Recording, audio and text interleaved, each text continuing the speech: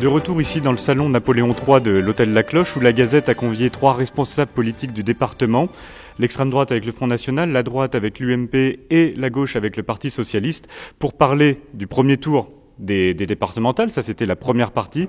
La deuxième partie, c'est comment les partis dits traditionnels, dits républicains, doivent se comporter face au Front National. On a vu hier 2 événements importants sur la Côte d'Or.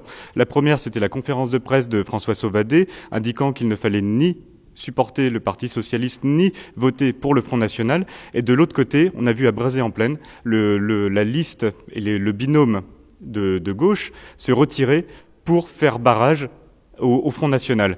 Monsieur Dugourc, pouvez-vous nous expliquer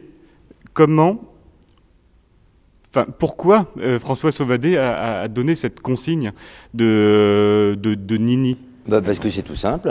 Premièrement, nous ne sommes pas propriétaires des voix des électeurs. Ça, il faut quand même le rappeler. Il faut arrêter ça. Justement, dans le comportement. C'est le premier point. On ne donne pas des ordres aux électeurs en disant il faut voter pour un tel. Ils sont grands, ils sont adultes. Ils vont prendre leurs décisions en conscience. Deuxièmement, notre position, c'est effectivement, nous ne partageons pas les valeurs du Front National, très clairement, mais nous ne partageons pas non plus les valeurs et les propositions du Parti Socialiste. Donc il n'y a aucune raison que nous appelions à voter pour l'un ou pour l'autre. C'est aussi clair que ça et si simple. Vous pouvez appeler à faire barrage au Front National quand même, hein, parce que vous êtes censé être un parti républicain. Or c'est pas ce que vous faites aujourd'hui. C'est pas ce que vous faites aujourd'hui. Donc moi, mon parti est clair. Le Parti socialiste est très clair. Il a pris position clairement. Vous l'avez dit tout à l'heure. Vous l'avez bien illustré. Dans toute la France, ce sera comme ça. Pourquoi?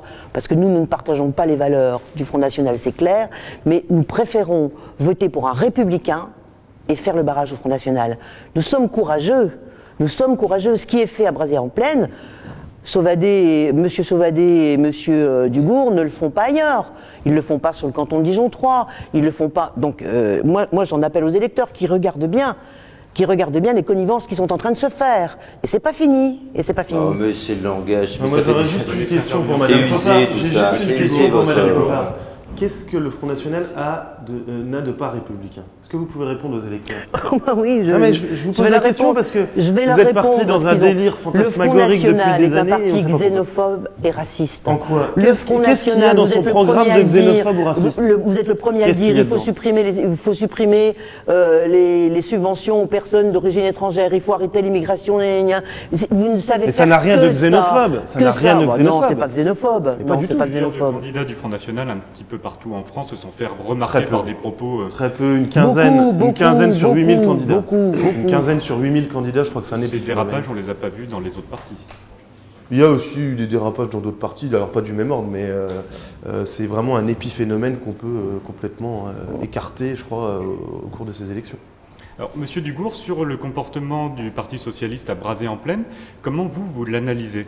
Non, ce que je voudrais dire, c'est que nous voulons faire barrage au Front National, mais nous voulons aussi faire barrage au Parti Socialiste. C'est ça, parce que quand on entend Madame Popard dire qu'il n'y a pas de problème de fraude sociale dans notre département, c'est juste, elle fait le lit du Front National. Je ne dis pas ça, je dis que vous avez 86 dossiers sur 10 000. Elle fait le lit du Front National, elle nie les problèmes, il n'y a pas de problème, tout le monde, c'est l'angélisme, tout va bien dans notre pays, il n'y a aucun problème, il n'y a pas de fraude sociale, personne ne fraude, c'est en faisant cela. Vous n'avez que ça à dire, fraude sociale, parlez plutôt de ce que vous ne faites pas dans le département. Pourquoi aujourd'hui une personne âgée, qu'elle habite Châtillon-sur-Seine ou qu'elle habite Dijon, elle attend 3 ans pour qu'on lui fasse refaire sa baignoire en douche? Expliquez-moi pourquoi. C'est votre compétence, ça. C'est votre compétence. Arrêtez, je les connais mieux que vous. Tout le monde le sait que je connais bien les dossiers. Tout le monde le sait. Ah bah, c'est vous qui le dites. Non, la preuve que non. C'est absolument faux. Mais bien sûr. Au niveau des logements, nous intervenons dans quelques mois et nous pouvons même intervenir dans les 15 jours lorsqu'il y a urgence. Vous connaissez pas les dossiers, Madame Popard. Ce n'est pas vrai, Monsieur Dugourc, ce n'est pas vrai. Et je suis intervenu au Conseil général. Même Monsieur Sauvadet a reconnu qu'il y avait beaucoup trop et qu'il fallait mettre un peu plus de crédit, ce que vous n'avez pas fait d'ailleurs, qu'il y avait beaucoup trop d'attentes pour les personnes âgées. Enfin, je voudrais rappeler qu'il y a quand même énormément de responsables de l'UMP qui préfèrent appeler à voter quand même PS que Front National également. Donc le Nini, localement, oui, mais il y a beaucoup de responsables de l'UMP, des responsables nationaux, je parle, je pense à Nathalie Kosciusko-Morizet ou des gens comme ça, qui appellent clairement à voter PS et non pas Front National. Donc on voit une proximité idéologique entre l'UMP et le PS de fait. Est-ce que vous, Monsieur Dugourc, vous comprenez que dans votre parti, tout le monde n'arrive pas à suivre la consigne du chef, Nicolas Sarkozy, ou ici François Sauvadet en Côte d'Or? Comment vous l'interprétez? Ça veut dire notre président Nicolas Sarkozy, vous l'avez entendu, comme moi, s'est exprimé clairement dimanche soir. Je veux dire, il n'y a aucune ambiguïté. C'est clair et net. Nous ne partageons pas les valeurs du Front National. Nous ne partageons pas les valeurs et les propositions du Parti Socialiste. C'est aussi simple que cela. Tout à l'heure, Madame Popard nous expliquait que sur certaines professions de foi, on pouvait retrouver des idées qui étaient reprises aussi par le Front National. Mais où est-ce que vous voyez cela? Sur votre profession de foi. Mais où est-ce que vous voyez cela? La lutte contre la fraude sociale, c'est le. Mais vous n'avez que ce mot-là à la bouche, c'est fou. Mais proposez-nous des choses. Mais oui, non, mais vous avez fait campagne là-dessus. Vous avez fait campagne que là-dessus. J'ai proposé des choses. Vous proposez de continuer la même chose. Et ben nous, on propose autre chose. Nous, on propose que le conseil départemental se recentre sur ses compétences, que ce soit le social, qu'on arrête de saupoudrer comme c'est fait aujourd'hui un peu partout sur le territoire sous prétexte que à des fins électorales. Voilà ce qu'on propose. Vous avez piloté cette réforme territoriale de manière de manuelle, d'ailleurs, à tel point que les électeurs n'y comprennent rien. Et d'ailleurs, s'il y a beaucoup d'abstention, c'est aussi pour ça, parce que ça a été grand chamboule-tout. Vous avez fait n'importe quoi. Vous avez changé les noms du Conseil général. Vous avez changé le mode de scrutin. Vous avez changé la date des élections. Vous avez changé même. C'est quand même. C'est quand même aussi, hallucinant. C'est totalement historique. C'est-à-dire que les électeurs vont se prononcer dimanche prochain pour une collectivité dont on ne connaît pas encore précisément les compétences. Si, on les connaît, parce que la loi n'a pas été votée. Cette réforme territoriale, le gouvernement socialiste, le Parti socialiste en est responsable. Ces incohérences, ils en sont responsables et les résultats, on le voit aujourd'hui. On va essayer de motiver les gens pour voter pour vous. Pas quelle attitude devraient adopter les partis politiques face au Front National? Mais attendez, pourquoi? Enfin, vous focalisez, mais notre position est claire.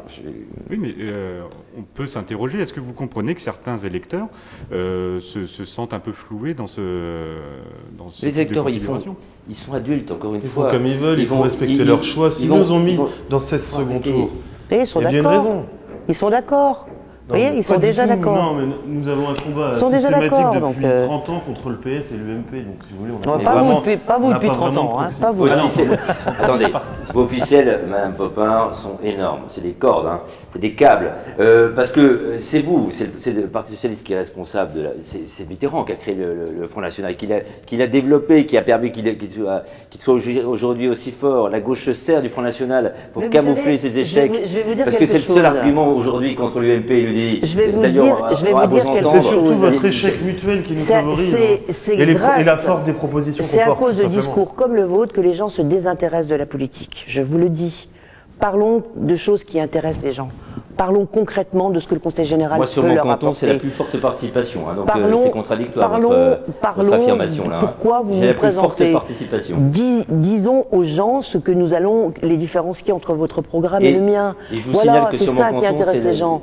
Bon, donc là, on est remonté à Mitterrand, qui a fait des choses exceptionnelles d'ailleurs. Oui, on peut remonter même à la gauche ici. Mais si on revient il y a 3 ans, rappelez-moi le nom du président qui était élu au niveau national. Il y a 3 ans, c'était qui? Madame Popard, vous avez fait partie de l'équipe qui, en 1992, a permis qu'il y ait un président socialiste élu au Conseil régional de Bourgogne avec les voix du Front National. Et les socialistes... Attendez, Monsieur Soisson n'était pas socialiste. Ah bon, attendez, Monsieur Soisson, mais il n'était pas ministre. Il va vous faire un procès. Il n'était pas ministre d'un gouvernement socialiste. Il n'a jamais été socialiste. Oui, mais à l'époque, il n'était pas ministre du gouvernement socialiste. Il n'a jamais été socialiste, je vous le dis. Monsieur Soisson est un homme de droite. C'était l'ouverture. Voilà. Il était ministre lorsqu'il a fait cette élection. Comme quoi, vous voyez déjà, c'était les prémices, un homme de droite qui accepte les voix du Front National.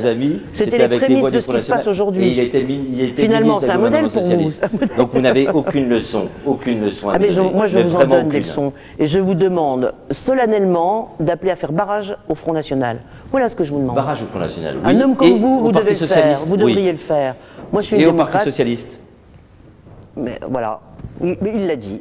On va parler... Front National, Parti Socialiste, même combat. Vous imaginez? On va parler maintenant, on va changer de thématique, on va parler des compétences du conseil départemental. Sur le volet social, vous l'avez tous un petit peu déjà abordé dans les 2 premiers volets, donc on se retrouve pour le 3e volet pour parler justement des compétences sociales du conseil départemental.